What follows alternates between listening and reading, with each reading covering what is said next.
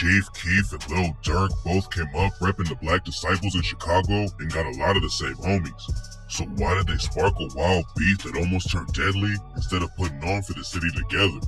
Today we're breaking down the shocking story of how they went from friends to ops. Chief Keef grew up in O-Block and knew he wanted to make music from a young age. He freestyled all the time using an old karaoke machine, and by 2008, he was laying down real tracks in the booth. Back then, most people weren't really paying attention to the rap scene in Chicago, and Keef wasn't making any industry money. He had been repping the BD since he was a kid, and he ended up catching a charge in 2011 for letting off a shot from inside his whip. The cops put him on house arrest, but that turned out to be the best thing for him. There wasn't much to do while he was locked up in the house. So Keef started posting music videos on YouTube, and that's when everything changed. He dropped a video for I Don't Like, and it changed the entire rap game. The track started running up crazy numbers, and it's the reason drill music popped off and started a whole new wave in the industry. Keef was the first one to blow up and get the spotlight on him. But he wasn't the only drill rapper in the city putting in work. Lil Durk came up repping a BD set called Lamron. Their block is close to Parkway Gardens, aka O-Block, so he was always tight with a lot of the same dudes Keef knew. Back in the day, Durk wanted to make it to the NBA, but when basketball didn't work out for him, he switched lanes and started making music. He had been in the streets since he was like 10 years old, so Durk had a lot of crazy situations to rap about.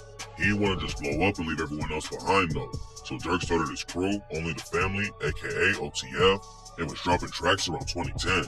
Back then, he wasn't in the booth full time and still had a foot in the trenches, and in 2011, he caught a gun charge. According to reports, the cops was out patrolling in Durk's hood when they spotted him chasing the dude down in the street. They tried to hop out and stop him, but Durk took off running and tossed his strap under a car and ducked into a house. It didn't take long for the cops to track him down though, and Durk got booked on a felony weapon case. Luckily, it was his first charge though, so he was able to plead it down and only spent a few months in jail. Durk already had a rep in the city, and the cops were so worried he'd bring weapons behind bars that they made him cut off his hair so he couldn't hide anything in it. Durk started going hard with the music after he got out of jail. He was dropping tracks like I'm Still a Hitter and Rob Who and Lil Reese, and not before long, his name was buzzing in the city. Keef started his Glory Boys Entertainment Crew, aka GBE, and back then, Durk and his OTF collective were linked up with them heavy. They was all basically one big crew back then, and in November 2012, Durk told Complex that OTF and GBE were all the same family with two different names. He said all of them grew up together and was making their own lanes in the industry, so even if they wasn't around each other 24/7, it was all love. Keef was the one who blew up first and put Chicago drill on the map, but Durk and Lil Reese actually signed a deal with Def Jam before Keef got his deal with Interscope. Reese and Keef had always been tight, and Reese was on the original version of I Don't Like, but Durk and Reese was real close too. What a lot of rap fans forget about is that these dudes actually came up in the streets, and the track that really got Durk's name buzzing also helped spark one of the most violent gang wars in Chicago. The BDs was already beefing with the Gangsta Disciples, and back in the day, Durk and Reese allegedly slid on the ops together. A couple of months before he caught his gun charge, Durk was allegedly with Reese when they spotted some GDs from the STL EBT set and started letting off shots. FBG Butter told DJ UTV, "We all got shot that night. Johnson, he got skinny, got chased up the street." Durk and Reese both got booked for the shooting. The charges were eventually dropped, but Reese went on DJ UTV's show and basically confirmed they was behind it and said, "They know what's up.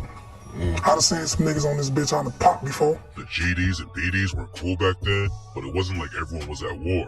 Dudes from Durk's hood and Lamron would even link up with some GDs from Brick Squad and play basketball with money on the line. And that's where the real issues allegedly started. According to reports, a fight broke out over a game one day, and both sides sent shots at each other on social media. It probably would have died out eventually, but then Durk dropped the track L's Anthem and took the disrespect to another level. On the track, he called out Brick Squad and their homies, Wooga World, and rapped, "Brick Squad, I say fuck 'em. Wooga World with 'em, so fuck 'em. I'm in these streets, no ducking." A GD from Brick Squad named Lil Jojo heard the track and knew he needed to respond, so he picked up the mic and dropped a track called BDK. Durk had taken shots at a couple of GD sets, but it was nothing compared to what Jojo did. Jojo and Durk actually knew each other from back in the day and didn't have any personal issues, but Jojo name dropped him and called out every BD in the city when he rapped, "You ain't with the shits, so stop the fucking flexing. Fuck trying to wife a bitch, they out here stretching. Durk say fuck Brick Squad, so I can't wait to catch him. Squeeze his fucking 40, now they got him on the stretcher. And these niggas claim 300, but we BDK. BDK, yeah bitch, we BDK. We stacking bitch, so you know we cracking trays." Lil JoJo was putting crazy pressure on Durk and the other BDs, but calling out one of the biggest gangs in the city turned out to be a deadly mistake, and he was tragically shot and killed after letting ops know his exact location on Twitter. Durk was popping off in the rap game, but he still hadn't left the streets behind. In 2013, he was still on parole for the gun case he caught back in 2011. He helped turn the beef between the GDs and BDs into the infamous war in Chiraq, so Durk was still strapped up in case someone tried to press him. Being ready for the ops was a smart move, but it got Durk jammed up in another case after the cops spotted him tossing the gun into his car. They booked him on unlawful use of a weapon by a felon and held him on a $100K bond. And that's where the real issues between him and Keef started. When Durk got booked, most of his OTF and GBE homies hopped on Twitter to show love. What was weird about the situation is that Keef never threw him any support, and he allegedly sent the first shot at Durk when he tweeted, OTG, #OnlyTheGlobe. It's not clear what Sosa really meant with the tweet, but a lot of people think he was calling Durk's Only the Family crew and saying he wasn't rocking with that side anymore. Durk and Keef have never really aired out what actually happened, but this is how it went down according to rumors. Durk had his deal with Def Jam, but they didn't have his pockets up yet, while at the same time, Keef was already rich off of I Don't Like and his Interscope deal. When Durk got locked up, he allegedly reached out to Keef and asked him to put up the $10K he needed to bond out, but Keef just let him sit in the Cook County jail for a month without helping him. When Durk finally got the bond money himself, he came out and tweeted, I'm back, bitch. Yeah, I'm back, bitch. Did you miss me? Or you ain't care, bitch. I'm free. Which was a reference to Keef's first day out freestyle. Then a few days later, Keef just tweeted OTG again. And by that point, everyone knew there was some static behind the scenes. But Durk confirmed it when he went on a Twitter rant against Keef. First, he shouted out Lil Reese and Fredo Santana for holding it down and not being fake. Then he aired out Keef and said he would have been killed already if he wasn't linked with 300. Durk even called him an op and said he wasn't allowed in the hood anymore. At the same time Durk was fighting this case, their homie D Rose was locked up too because he couldn't afford to bond out. So Durk sent more shots at Keef for letting another one of their friends sit in jail.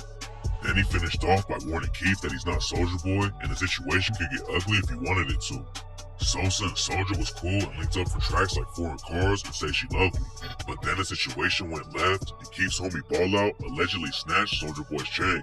Soulja sent some death threats on Twitter, but when Keef made it clear he was ready for smoke, Soulja backed down immediately and claimed he got hacked. Durk wasn't playing around like that though, and soon enough, the beef took a shocking turn. After Durk aired him out on Twitter, Keef responded by saying he just bought a new 4-wheeler for $10K, which was the exact amount Durk needed to get his bond. Durk and D Rose wasn't the only guys that Keef let sit in jail though. Back in the day, a dude named Trey 5 was allegedly one of O Block's most dangerous shooters. Rumors say he was involved in all kinds of hits, including taking out FBG Duck's brother Brick. While Durk and Keef was sending shots back and forth in 2013, Trey had already been locked up on a different case for around 2 years because he couldn't afford his $250K bond. According to rumors, the rest of O Block put their money together and had $18K to bail Trey out, and they asked Keef to put up the last $7.5K to get him out of jail. Keef allegedly told him it was no big deal and he would handle it, but he never actually gave him the money, even though he just bragged about spending the same amount on sneakers. That's when everything changed. There was obviously some static between Keef and his old homies, but nobody expected what happened next. When DJ Vlad interviewed Durk at the end of 2013, Durk said they weren't friends, but they weren't enemies either. Ain't nothing with us. Ain't no enemies, ain't no friends. Durk said he was just focused on his own wave and wasn't worried about what everyone else was doing. But then the situation took a wild turn that proved the beef was definitely real. Boss Top, OJ, and some other OTF affiliates broke into the crib that Keef was renting with his manager and raided the whole place. They grabbed jewelry, clothes, and allegedly stole random things like deodorant and Keef's daughter's diapers too. Nobody knows what really went down, but Keef allegedly showed up in the middle of the robbery and Boss Top snatched his chain. During the whole crazy situation, one of Keef's homies ended up getting shot, but luckily survived. Then the OTF dude stole Keef's whip and drove off. Keef's ex-manager allegedly called the police while the robbery was going down, but when the cops showed up, nobody would tell him anything. A few months later, Keef aired Boss Top out for switching up and robbing him. Young Chop is the producer who made the beat for I Don't Like and helped put Chicago drill on the map, but Keef accused him of stealing too. That's when Durk and THF Bezoo posted a video flexing the chain they allegedly snatched from GBE Capo. Before Keef's crib was raided, his homie Ball Out allegedly had his chain snatched after a fight broke out between dudes in OTF and GBE. A dude named Mobile Crump claimed that Lil Reese thought Durk was behind it and choked him out in the club. When they go on the back, we all go on the back. The nigga ball out, test the nigga Durk like, you bitch ass nigga, I heard you said something about the chain. And then next thing you know, Reese like, nigga, where that chain? And on BB jump over there and choke him. But Reese told Cam Capone News. There was a rumor that you choked him out of the club or something back in the day. That shit fake. That shit false. That shit came from Hating Ass out. That shit fake. Never ever, never. Durk addressed the story too, and on Gucci Mane's track Rumors, he rapped, "What you know about popping out and trying to hit they face first? They like smirk, yo ass be tripping, better put your case first. Choking who? I heard them rumors, niggas better play slow. I don't want no niggas who you catch, I want the one I paid for." After the shooting at Keith's crib, it looked like the situation was gonna get deadly, but Boss Top said it was all a misunderstanding. That wasn't about nothing. We got to the bottom of that, you know what I'm saying? So it's like, you know, I think Vaughn cleared that up or something. But all that got squashed. Yeah, that's my You still boy. fuck with Chief Yeah, Keef, that's my boy. That's my little brother. who's still a very important part of Chicago hip Yeah, hop for sure. to this day. Yeah, for sure. Boss Top might have ended his issues with Keith, but the situation between Durk and him was about to get even worse. At the same time, Durk was beefing with Tyga too. The two of them were seen in the studio together working with Chris Brown, but Tyga got heated over Durk using his girlfriend's name in the verse. He was dating Black China at the time and asked Durk to change the line and take her name out. Durk went along with it and changed his verse without any issues, and he said Tyga and him started texting back and forth about linking up for a collab. Tyga ended up ghosting him though, so Durk took shots at him on the Chirac remix and rapped, "Heard Tyga sneak dissing on me? Tell them thought bitches I'm not right. Tyga only got one name, but that nigga ain't got one stripe. He backpacked, so easy to get the nigga shit snatched." Tyga clapped back with the Chirac remix and raps, "Niggas thinking that they MCs can't get touched? Well, it's hammer time. Who the fuck is Lil Durk? I dust you like Ash and Perk. Your flow whack, my flow crap. Got marble floors, your floor's crap. Got rap shit, mice traps. These niggas broke, need ankle wraps. Don't ride around in LA if you ain't come on the jet with the strap." He got the game to hop on the track too, and he took shots at Durk with the line, "I don't fuck with no new niggas, they like to sue. No woo, nigga. Tyga hit me like Durk dissing. Durk Nowitzki? Durk who, nigga? Never heard of these niggas. Some of the nerve of these niggas. Don't make me put on burgundy, nigga. Let the AK, I'm serving these niggas." They was sending some wild shots at Durk, which is why everyone was shocked that Keith posted the track and said, "Be boo, go fuck with Blood now."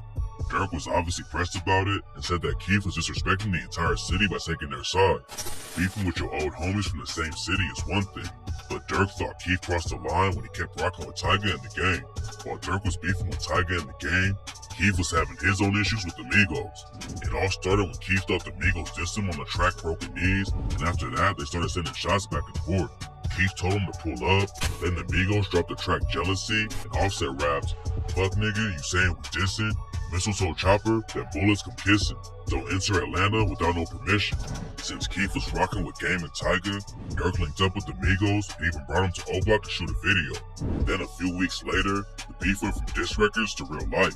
While the Migos were performing in DC, some GBE affiliates pulled up and started a massive fight.